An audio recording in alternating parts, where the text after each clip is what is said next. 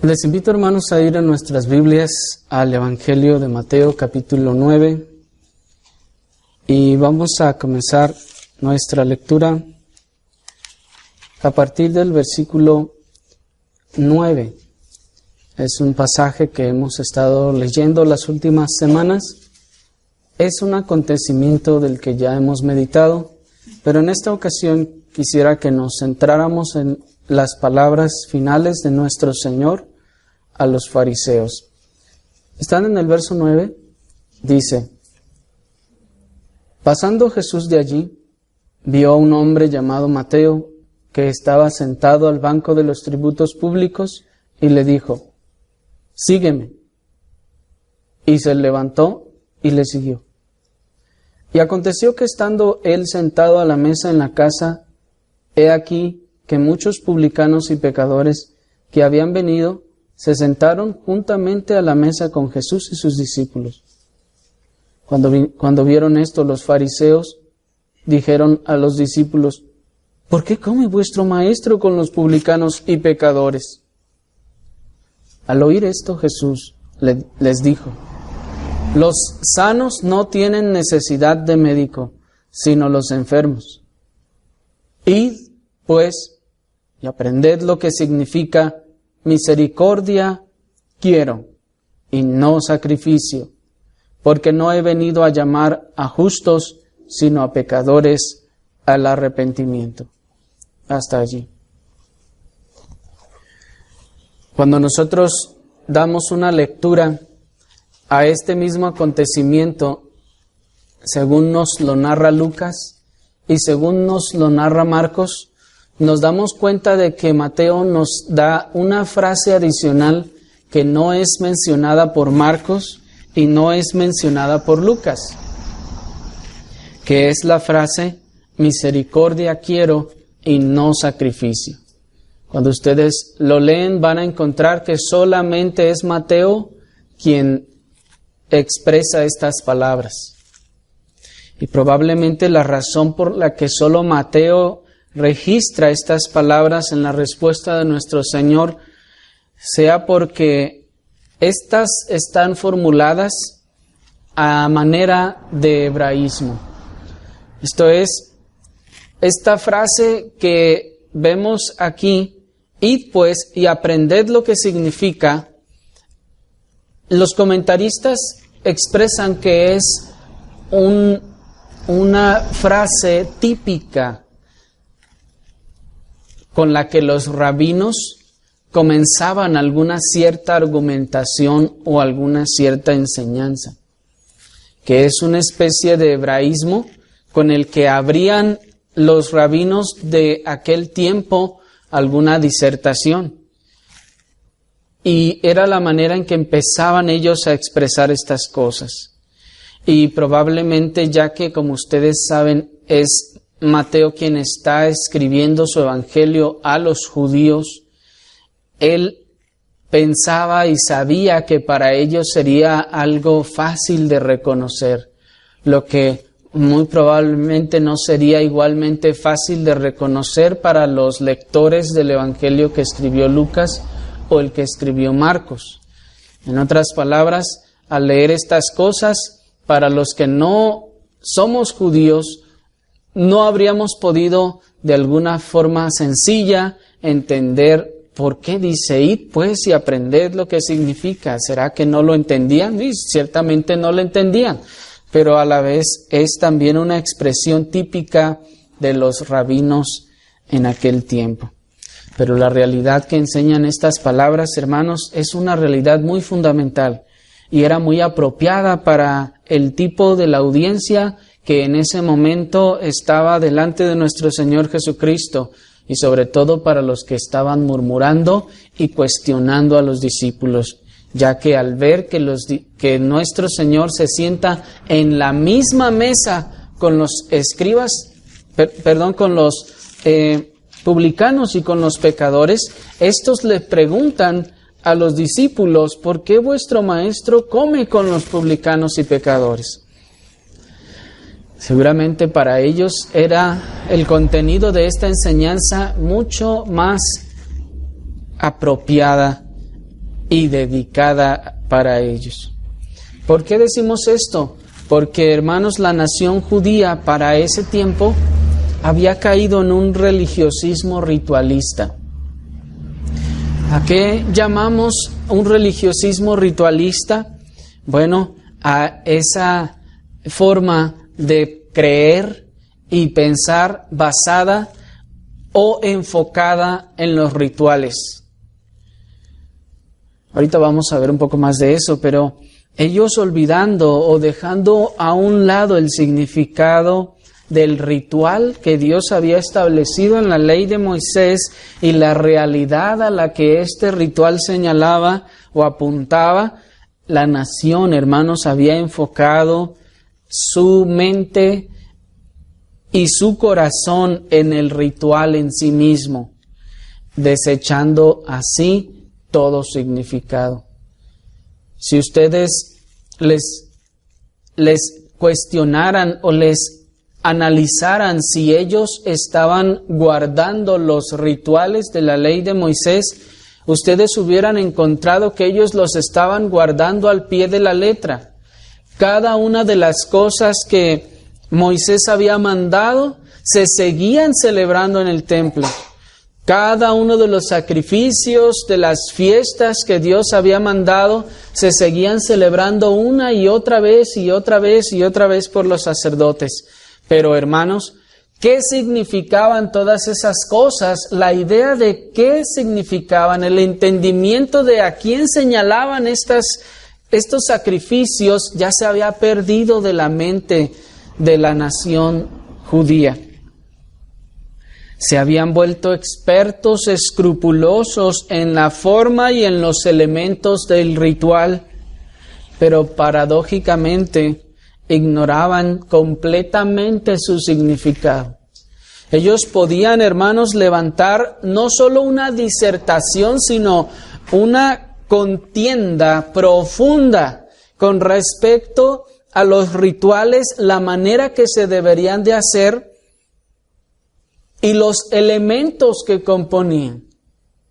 Ellos se detenían escrupulosamente a juzgar y a discernir si algún sacerdote tenía que comenzar a caminar con el pie derecho o con el pie izquierdo mientras tomaba su incensario y comenzaba a hacer su labor en el templo.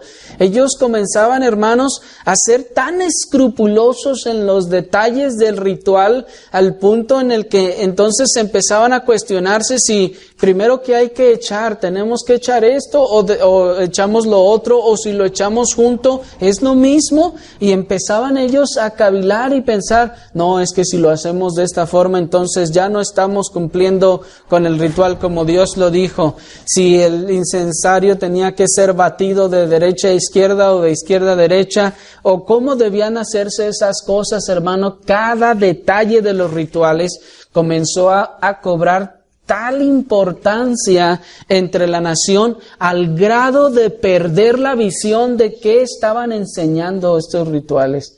¿Me explico? Se volvieron escrupulosos no solo en la letra de la ley, sino también en los rituales de la ley, perdiendo de vista el fondo y el significado de lo que cada una de estas cosas enseñaba. Es como hoy en día el católico promedio, cuando va al miércoles de ceniza, va y hace fila y le ponen su crucecita con ceniza. Pero, ¿sabe él por qué lo hace? ¿O qué significa eso que está haciendo? Difícilmente. ¿Tendrá tal vez alguna idea allí muy somera de qué es lo que está ocurriendo? ¿O de dónde salió esa ceniza? Sería interesante preguntarle, ¿saben ustedes de dónde sale esa ceniza? Bueno, creo que solo los que están un poquito más letrados en esas cosas podrían entender o saber de dónde salen esas cenizas. Pero así la nación de Israel acudía al templo a ofrecer los sacrificios como ir a misa, como algo que ya estaban acostumbrados a hacer, cada cierto tiempo es la fiesta fulana, pues bueno, vamos a hacerlo. Cada cierto tiempo es la fiesta mangana, pues bueno, vamos a celebrarla. Cada cierto tiempo hay que vestirse de esta forma, bueno, vamos a vestirnos. Cada cierto tiempo tenemos que hacer nuestras cabañitas y salir y vivir unos días allí y hacer algunos panes sin levadura y esta otra cosa, y lo hacían. Y en la clase religiosa, como les comentaba, comienza entonces a volverse expertos, escrupulosos en el detalle, en la forma de los elementos del ritual para poder, uno, hacerlo según ellos de forma más perfecta y dos, poder señalar a aquellos que no lo hacían correctamente. Pero noten ustedes cómo cuando el hombre empieza a darle importancia a los elementos del ritual y a la forma del ritual, cuando se vuelve escrupuloso en los elementos del ritual, es porque está perdiendo la visión del trasfondo y del significado, o ya la perdió. Ya perdió de vista qué es lo que significan estas cosas y entonces está poniendo su corazón en los elementos. El ritual se convirtió entonces en el objeto de la religión y en su esencia, como lo es hasta el día de hoy. Esta situación, hermanos, llegó a tal punto que el ritual se convirtió en la religión. Y perdónenme que vuelva a traer a nuestros amigos católicos para hacer más claro el punto. Pero es como cuando el católico va a misa, bueno, ya no todos los domingos, sino cuando puede, quiere o le nace. Pero donde sí no falta es cuando hay que bautizar a su niño que nació. Sabe que tiene que ir y va y lo hace. Cuando se va a casar, va y lo hace. Cuando hay unos 15 años, va y lo hace. Cuando hay esto, lo otro, va y lo hace. Cuando llega ese acontecimiento en su vida en el que tiene que presentarse ante su religión y llevar a cabo los rituales, va y los hace. Y cuando ustedes le preguntan, oye, ¿tú de qué religión eres? Y él contesta católico, ¿saben qué es o por qué él se siente católico? Él se siente católico porque ha pasado los rituales, porque ha participado en los rituales y eventualmente asiste a misa. Lo bautizaron, lo confirmaron, hizo su primera comunión y así sucesivamente. Y su fe, su creencia, su religión está basado esencialmente en los rituales. ¿Me explico? Él bien claramente va a decir que cree en Cristo, pero está cimentada su religión y su fe, y él se siente católico no porque cree en Cristo, sino porque ha pasado por los rituales. ¿Me explico? Él se siente católico porque él ha llevado a cabo los rituales. Y de la misma forma, en tiempos de nuestro Señor, los rituales se convirtieron en la esencia de la religión, en la religión misma. Esto es, sí, se hablaba de Dios, sí, había una ley, sí, todo lo que ustedes quieran. Pero ellos sentían, soy yo judío porque cada que se viene la fiesta, yo celebro la fiesta, porque yo voy y hago los sacrificios, porque cuando nace un niño voy y lo circuncido al 8º día, porque luego también voy a hacer los ritos de purificación. Yo soy un judío. ¿Me estoy explicando? El objeto de su religión era o se convirtió en el ritual. La esencia de su religión no era tanto el creer en Dios, sino en que participaba y llevaba a cabo los rituales. Y eso, hermanos, es el judaísmo hasta el día de hoy. Los judíos se saben judíos en primer lugar por su raza. Pero en segundo lugar, por lo que ellos practican.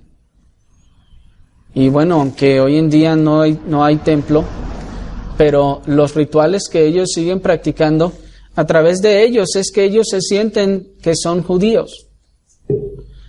Háblenles ustedes de Dios, traten de tener una conversación sobre Dios, sobre su persona, el por qué Dios y por qué no el mundo y lo que el mundo enseña, y están tan indefensos como los católicos. Por eso vemos, hermanos, infinidad de judíos haciendo todo lo que el mundo hace, exactamente lo mismo y viviendo exactamente como el mundo, solamente que los domingos no van a misa, sino que van a la sinagoga y se ponen su gorrito. Y se han modernizado al grado en el que ya incluso también su pureza racial empieza ya a ser objeto de cuestionamiento. Y bueno, no estamos diciendo que no deba hacerlo. El punto es, hermanos, que la religión, o más bien los rituales, se convierten luego en el centro de la religión. Y en la esencia de la religión, en la razón por la que yo me siento de esa religión.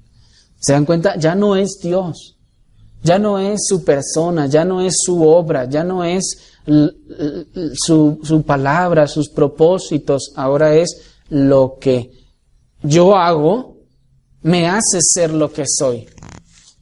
En la práctica de estas cosas me hace ser de tal religión.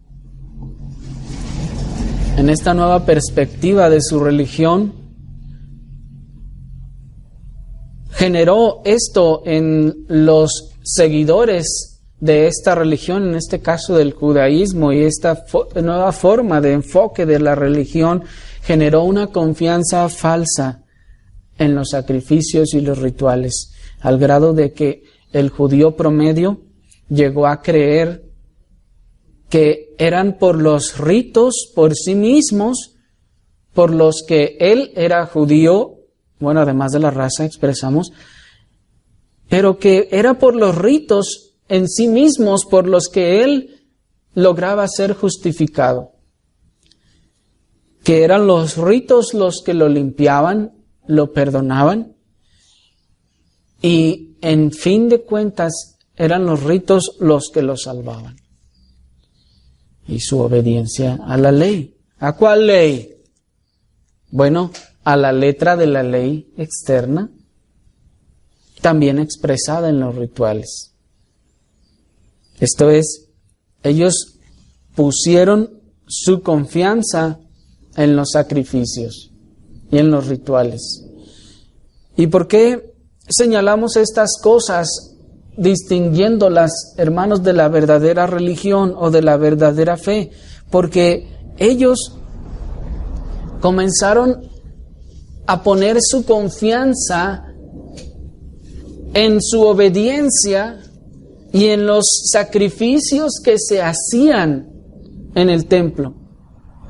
Ellos llegaba el punto en el que ya decían, bueno, pequé, pues bueno, ni modo, a ver, voy a agarrar este animalito y lo llevo al templo y pues allá que me lo maten y ya, estoy perdonado. Hacía otra cosa y decía, bueno, pues, ¿cómo quito esta culpa que siento encima de mí? Pues voy a tener que llevar al templo a sacrificar este otro animal. Iba y llevaba su animalito para cumplir el ritual, sacrificaban el animalito y estaba tal vez allá esperando la noticia, que le avisaran, no, ya se sacrificó tu animalito. Entonces ya estoy perdonado. Ya estoy limpio.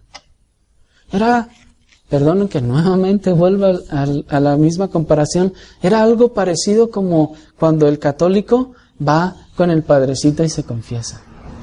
Y entonces él le dice, mira, te perdono de tus pecados, ve y reza tantos Padres Nuestros y Aves Marías y ya estás perdonado. ¿Qué es lo que ha producido eso en el católico promedio? Que puede vivir como le dé la gana y puede pecar lo que él quiera, que al cabo al final va al templo, dice ahí alguna que otra cosilla que le avergüenza y nada más para ir a escuchar, te perdono. Ah, no, ya. ¿Y dónde está la confianza de su justicia o de su justificación de que él está bien en esas palabras de el Padrecito cuando le dijo te perdono? ¿Se dan cuenta? Ya su confianza de que él está bien, de que él anda bien, de que tiene el favor de Dios, no está en Dios mismo, sino está en la voz del Padrecito que le dijo te estás perdonado.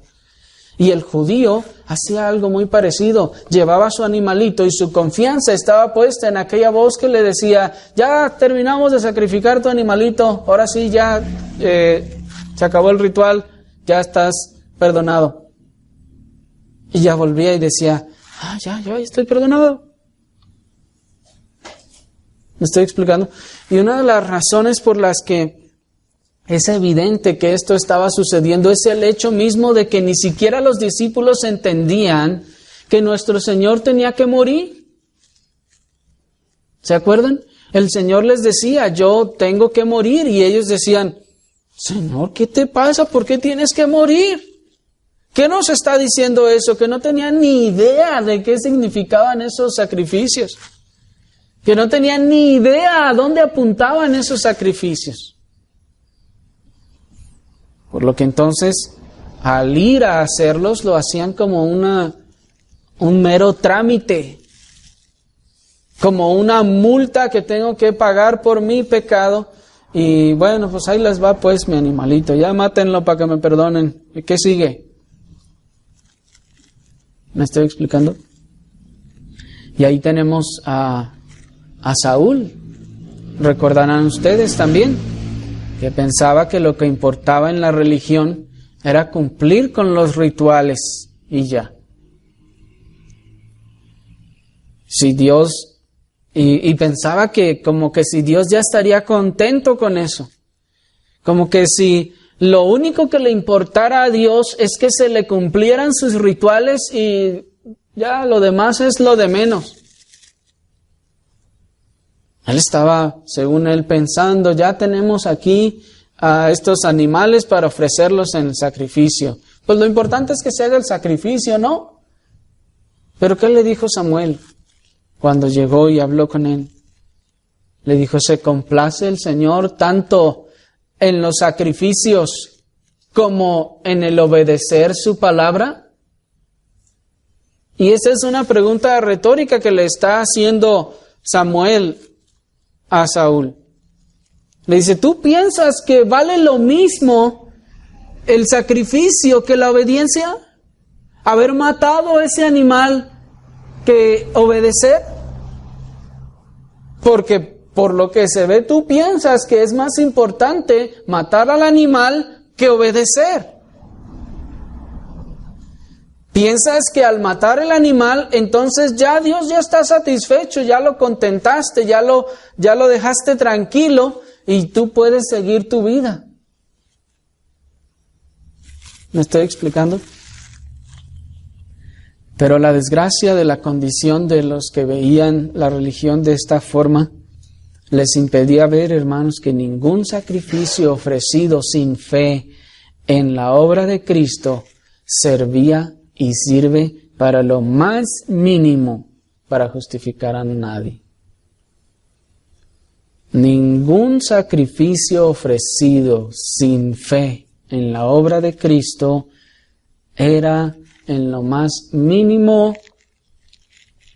útil para justificar a nadie. No podía limpiar a nadie y no podía salvar a nadie. Mataste a tu animalito en vano. Te deshiciste de tu oveja más gorda en vano. ¿Por qué? Porque Dios no había de recibir un sacrificio que no estuviese hecho en fe en la obra de aquel que moriría y derramaría su sangre por el perdón de mis pecados. ¿Me explico? De tal manera que matar el animalito en el templo por el sacerdote, sin fe en la obra de Cristo, y matar el animalito acá en la fiesta de los 15 años, acá en el pueblo, era exactamente lo mismo. Pues no había fe en ninguna parte. Si no había fe en Cristo, en esa obra, en lo que esa muerte y derramamiento de sangre representaban, entonces, hermanos, no había remisión de pecados. Y ellos estaban ofreciendo sus sacrificios en vano. Estaban ofreciendo sus sacrificios en balde. Estaban deshaciéndose de sus ganados en balde. Es como cuando ustedes y yo no éramos salvos e íbamos a ciertos lugares o sectas y sacábamos nuestra billetera y queríamos apantallar a todo mundo. Yo doy así. ¿Y de qué nos sirvió? De nada, hermano. ¿De qué les sirvió que estuviera ahí su nombre en la pared para que todos lo vieran? El hermano fulano ha diezmado tanto y está en el segundo o en el primer lugar de la lista de los diezmadores. ¿De qué sirvió todo eso? Fueron becerros y ovejas sacrificados en vano, en balde.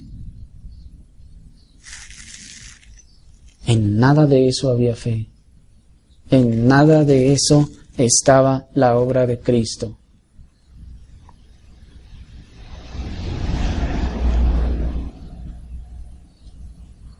Los escribas y fariseos llegaron a pensar que el solo hecho de cumplir la ley de manera externa, el hacer obras de manera externa, era entonces suficiente para estar bien con Dios. Era suficiente para conseguir el agrado de Dios. Que cumplir con la ley de manera externa y hacer obras de manera externa era suficiente para que Dios estuviera contento con ellos. Así que se enfocaron escrupulosamente en la perfección de esa obediencia externa. Les pesara lo que les pesara, les doliera lo que les doliera, se enfocaron escrupulosamente en la perfección de aquello que pensaban les ganaba la vida eterna. Y estaban dispuestos para ello a sacrificar lo que hubiera que sacrificar, y estamos hablando de externamente hablando. Si me tengo que cortar el cabello, me lo corto. Si me lo tengo que dejar largo, me lo dejo largo. Si no me lo debo de pintar, no me lo pinto. Si me lo tengo que tapar, me lo tapo. Pero debo conseguir lo que quiero. Y comenzaron a ver entonces esa austeridad, entre comillas, personal y externa, y el sacrificio mismo como conductas loables de la religión externa. Ya que su eje, o el eje de su religión estaba en los rituales, en el sacrificio, en la obediencia externa, entonces empezaron a valorar esa obediencia externa. Ya que pensaban que esa obediencia externa les ganaba el cielo, o les abría el camino o las puertas al cielo, entonces comenzaron a pensar, entre más obedezca, más lo tengo ganado, más seguro está para mí ese cielo. y comenzaron de manera escrupulosa a hacer todo lo necesario para ganarlo. Pero en el proceso, la carne, sus corazones engañosos y Satanás los engañaron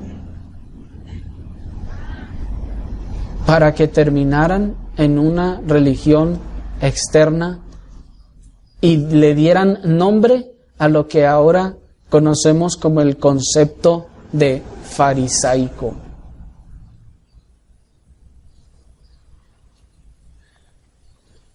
Pero esas filosofías y conductas, hermanos, no terminaron con la desaparición de los fariseos originales, esto es, de la secta de los fariseos, sino que ahora son también muy claras en las sectas de los fariseos modernos. Eso no se acabó allí, hermanos. No fueron esos judíos fariseos los únicos que actuaron de esa forma.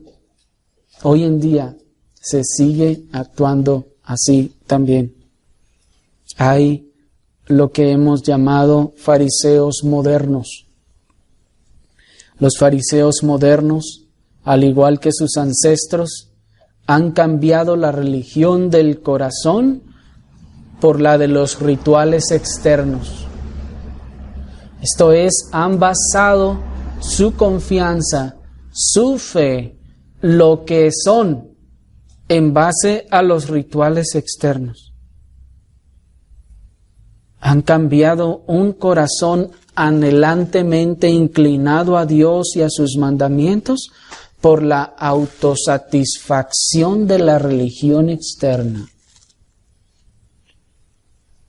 Mientras el creyente verdadero posee por la gracia y obra de Dios un corazón que anhelantemente desea estar inclinado a los mandamientos de Dios, el fariseo ha cambiado esto por una autosatisfacción de la religión externa.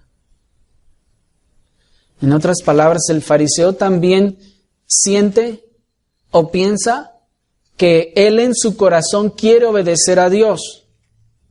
Pero la verdad es que eso no significa nada.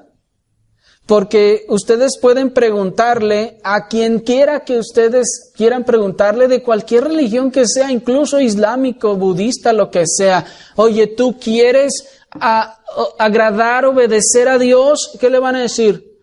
No, yo no quiero obedecer a Dios, yo quiero hacer lo que yo quiero. Les van a contestar así. No, cualquier persona con un poquito de sentido moral y de al menos conocimiento de la existencia de Dios va a decir, no, sí, yo quiero obedecerlo. Hasta el más malandrín de todos va a decir, no, yo quiero obedecerlo.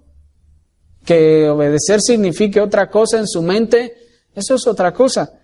Pero el fariseo piensa que por la sencilla intención de querer hacer lo que Dios ha mandado u obedecer su palabra ya le es suficiente y ahora solamente tiene que esforzarse externamente para obtener lo que quiere, obtener el cielo y lo que busca. Y eso entonces se convierte en una autosatisfacción de la religión externa. En otras palabras, él siente que quiere buscar a Dios, pero su alimento y lo que lo mueve y lo motiva es una satisfacción después de él sentir que ha obedecido.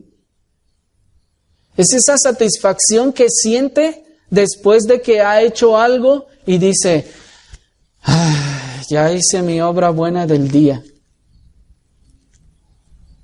¿No dice así la gente incrédula? Que piensa que se trata de obras buenas y que ya cumplió. Y así el fariseo cuando hace algo, cuando se esfuerza en algo, cuando realiza una obra, el fariseo siente una autosatisfacción, se siente satisfecho. Siente que ha dado un paso más hacia el cielo, o que la puerta del cielo se ha abierto un grado más hacia él. que la sonrisa de Dios se ha acrecentado más hacia con Él. Pero en realidad eso es solo una autosatisfacción en base a lo que piensa que es la religión. Obras, portarse bien y ganar su salvación. Así los fariseos soportan largas horas sobre sus rodillas, convencidos de que tal sacrificio hará más efectivas sus oraciones.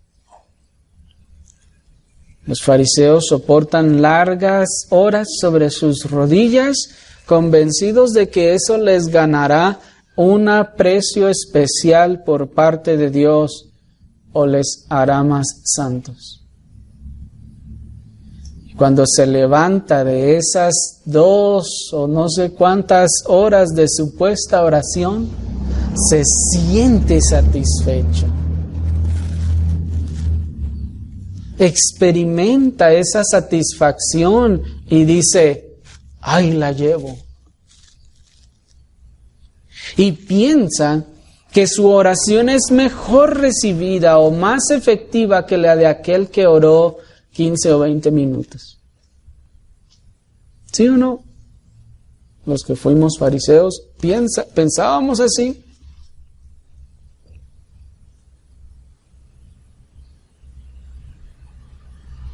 Piensa entonces que todas esas horas le han ganado un aprecio de parte de Dios.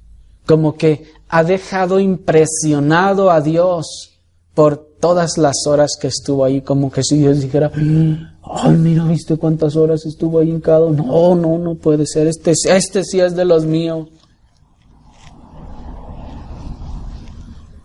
Eso es lo que piensa y lo que siente el fariseo.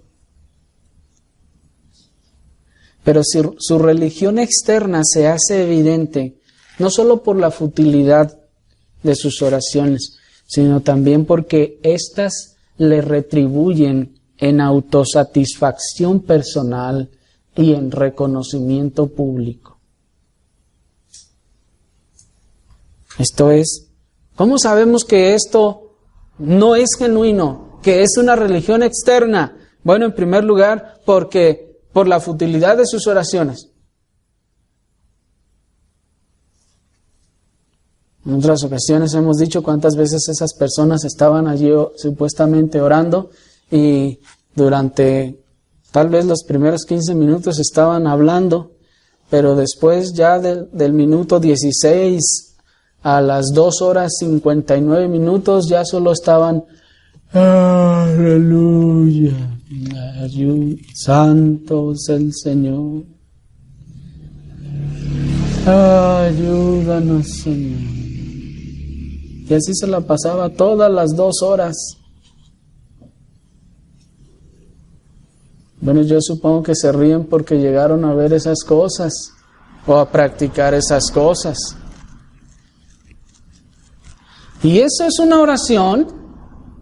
No, eso es estar matando el tiempo allí, hincado. Mejor que se pare y se ponga a hacer algo y aproveche el tiempo. Dios no recibe esa clase de palabrerías.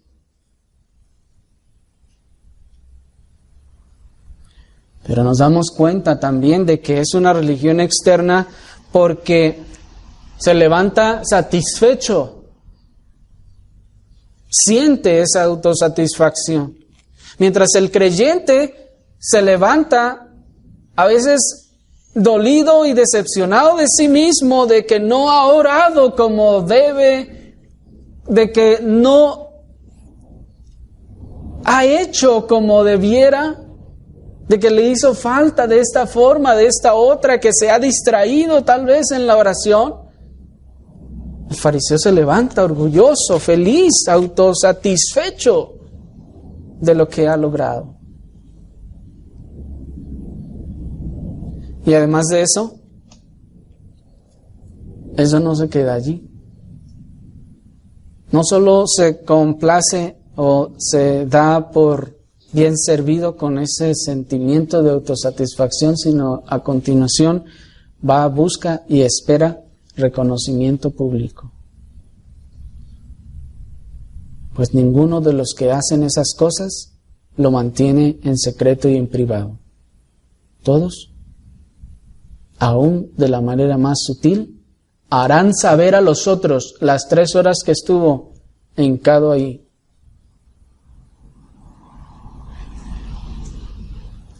Hasta para decir: hermanos, he estado orando por ustedes. Ayer estuve 4 horas hincado, orando por cada uno de ustedes. Aleluya, gloria al Señor. ¿Qué está haciendo? ¿Está dando gracias a Dios? ¿Está avisando? ¿O qué está haciendo? Está exigiendo su paga. Está cobrando su salario. ¿Cuál es? Reconocimiento y alabanza. Por eso dijo nuestro Señor, ellos ya tienen lo que quieren. Ya tienen su recompensa. El aplauso de esa gente que le creyó y que cree igual también que Él y le aplaude. Así escogen las más altas horas de la madrugada en las supuestas cadenas de oración para ser vistos de los hombres. Y ahí los vemos, hacen esas supuestas cadenas de oración y son los que escogen los horarios más altos. A mí déjenme de 1 a 6 de la mañana. ¿Para qué? Para que todo el mundo diga, mira, no, olvídense, ese sí ora. ¿Me estoy explicando? En cierta ocasión, cierto falso apóstol, en una entrevista masiva de aspirantes al ministerio, dijo: aquí no vamos a ordenar a nadie que no tenga mínimo 2 horas de oración diarias. A ver, ustedes oran 2 horas diarias, si no, no los vamos a ordenar. ¿Y qué creen que iban a decir los pobres que estaban ahí? Pues claro que todos, no, sí, claro que sí. Es más, yo anoche pasé toda la noche en vela, en oración. Y otro que no se va a dejar, va a salir y va a decir: yo 1 vez a la semana paso toda la noche en oración. ¿Qué es eso? Es fariseísmo. Búsqueda de aplausos, de autosatisfacción.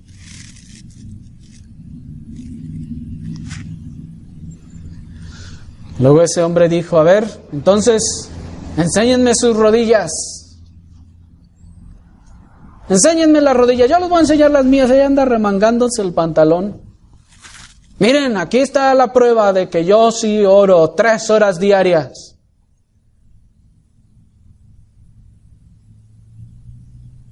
El que tenga las rodillas peladas, ese es el que vamos a ordenar. Y como era el día siguiente, pues quién sabe cuántos habrán estado ahí con el rastrillo en la noche anterior, pero eso es una realidad, hermanos. Hasta allá llega el fariseísmo, hasta allá llega el fariseo en su hambre de reconocimiento y de autosatisfacción, de sentir que tiene las puertas del cielo abiertas. Resisten el hambre por días para sentirse a un paso del trono de Dios.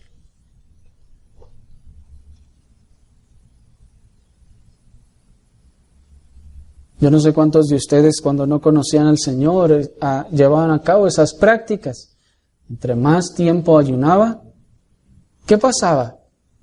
Era el más elogiado y era el que se sentía más espiritual de todos, más cerca de Dios. Cuando se oía que alguien ayunara 15 días, Más de alguno iba y le decía, hermano, ore por mí, póngame su mano encima, le agarraba la mano, ándale, póngame su mano encima. ¿No es cierto? ¿No es lo mismo que hace aquella persona con el padrecito o con el obispo o cardenal?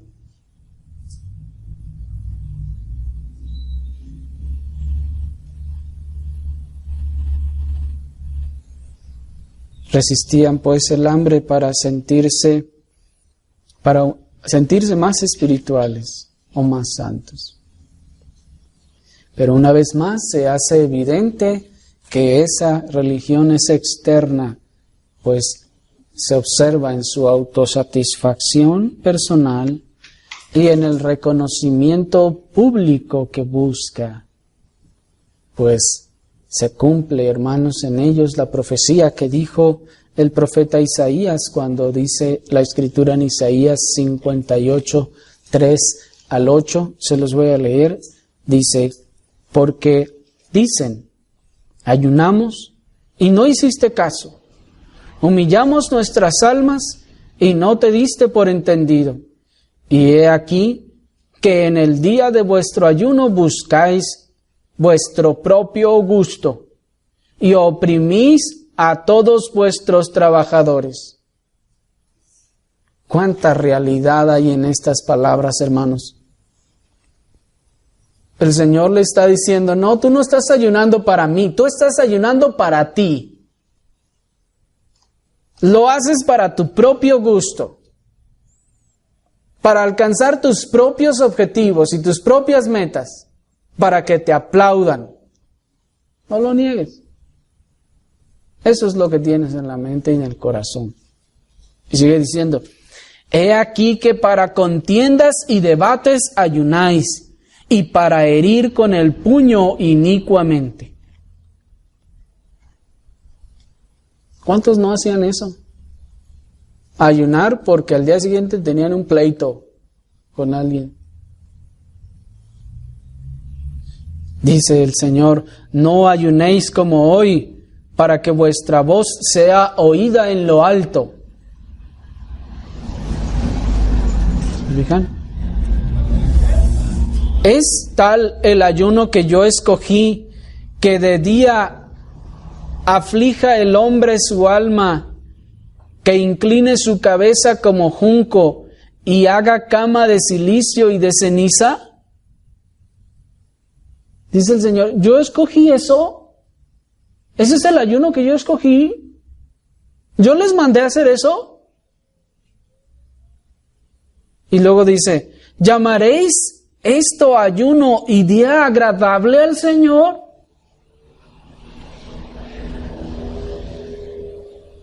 Y sigue preguntando el Señor, ¿no es más bien el ayuno que yo escogí desatar las ligaduras de impiedad, soltar las cargas de opresión y dejar ir libres a los quebrantados y que rompáis todo yugo?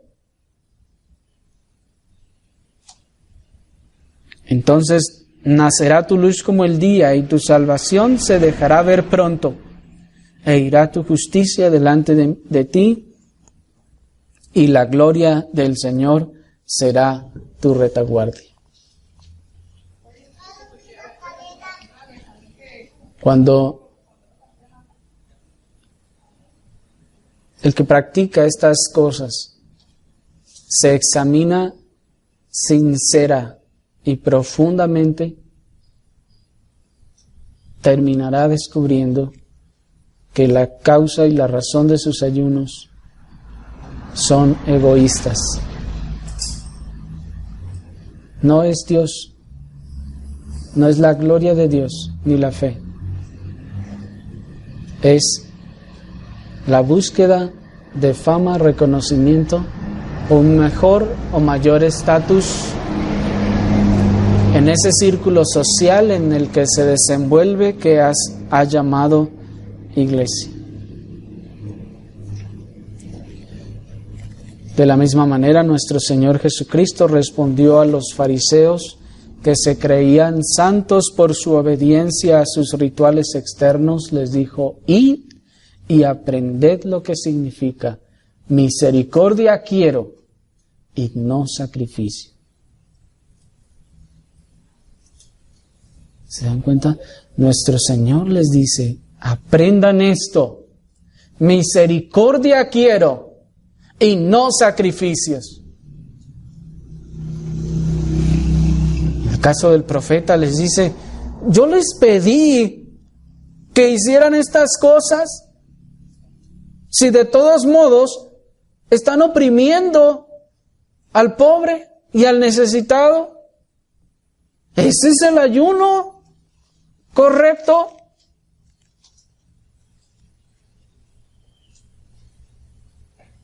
Pues así como aquellos, los fariseos modernos, estarán en ayuno, pero aún así seguirán odiando a su prójimo. Estarán en ayuno, pero aún así seguirán despreciando a los demás. Y esto era exactamente lo que estaba ocurriendo con estos fariseos que entraron a la casa de Mateo. Sus ayunos, sus largas oraciones los hacían sentir tan buenos, tan santos, que cómo se iban a sentar y a juntar con esos miserables que no oran ni 5 minutos, que no obedecen a nada de Dios.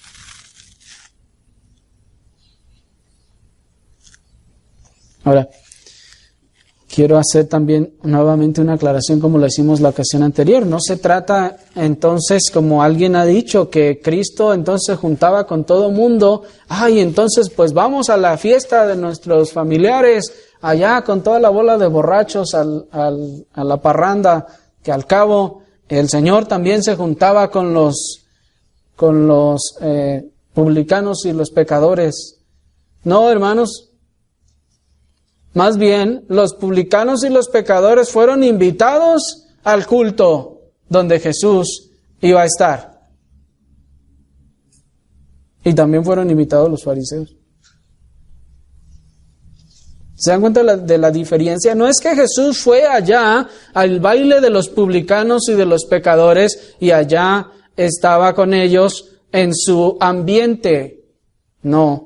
En este caso, la casa de Mateo se convirtió en la iglesia. Pues Mateo había venido a conocer al Señor, había venido a salvación. Y entonces él trajo a sus amigos a la iglesia a conocer al Señor.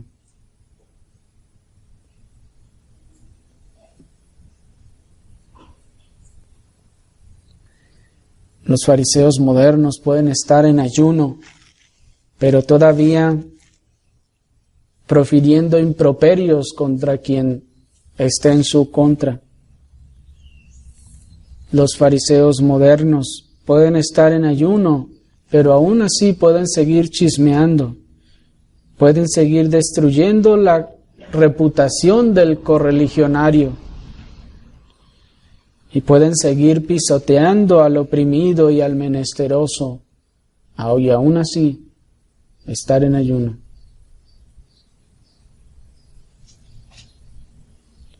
Mientras Jesús dijo: misericordia quiero y no sacrificios. ¿De qué te sirve? ¿De qué te sirve lavarle los pies literalmente a la otra persona cuando al levantarte le apuñalarás con el veneno de tu lengua? Pues existen ciertos lugares donde se llevan a cabo rituales de lavamiento de pies y toda la gente se lava los pies literalmente y algunos hasta de beso. Es una realidad.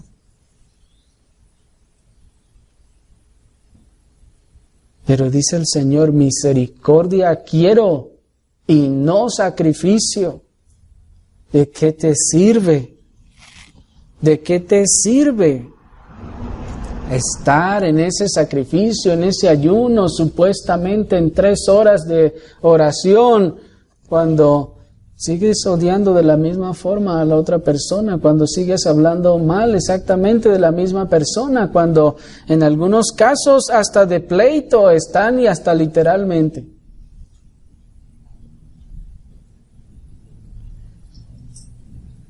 ¿De qué te sirve lavarle al otro los pies según tú humillándote y sacrificándote, cuando al levantarte te vengarás de cualquiera que sientas que te ha ofendido?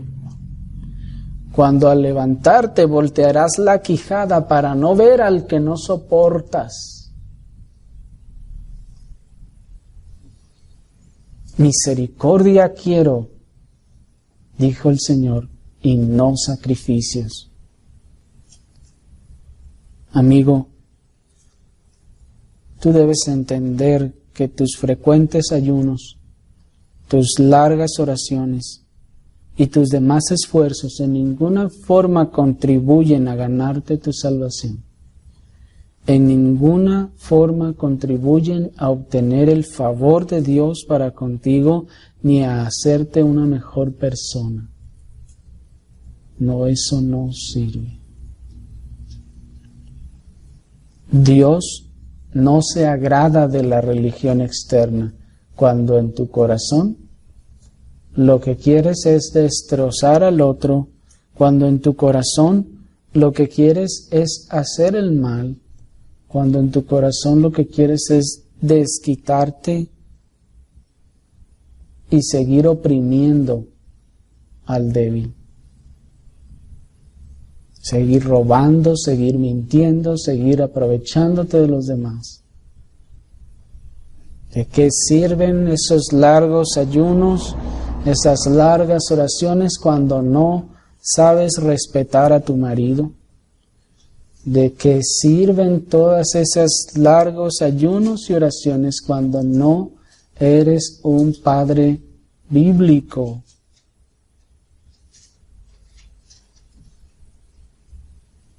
Dios no se agrada de la religión externa.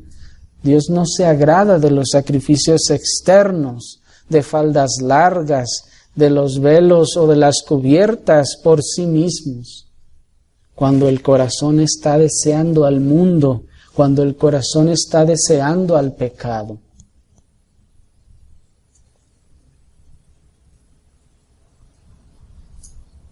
Miren lo que dice el Salmo capítulo 51, versículo 16 y 17. Porque no quieres sacrificio, que yo lo daría. No quieres holocausto. Los sacrificios de Dios son el espíritu quebrantado. Al corazón contrito y humillado, no despreciarás tú, oh Dios. Hermanos, qué palabras tan profundas, de las que ya no tenemos tiempo para explicar.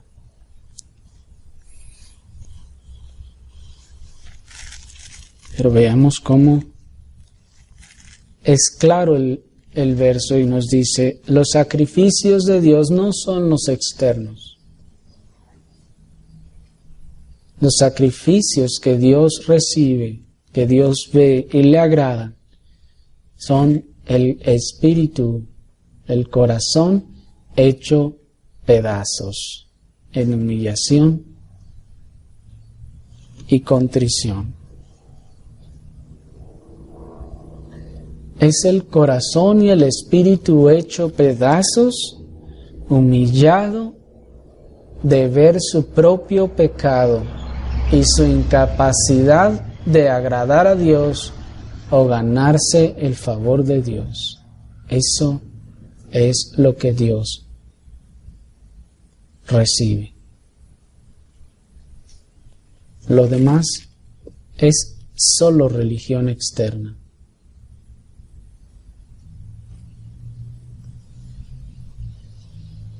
Debemos ir entonces al Señor con un espíritu hecho pedazos, con un corazón hecho pedazos al mirar nuestra propia condición y nuestra propia conducta.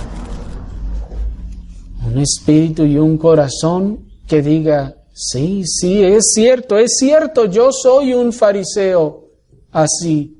Yo hago todas esas cosas. Que vaya al Señor en arrepentimiento y fe y le diga, Señor, perdóname. Perdóname, Señor, trata conmigo. Que vaya al Señor en arrepentimiento y fe. Oremos, hermanos, al Señor.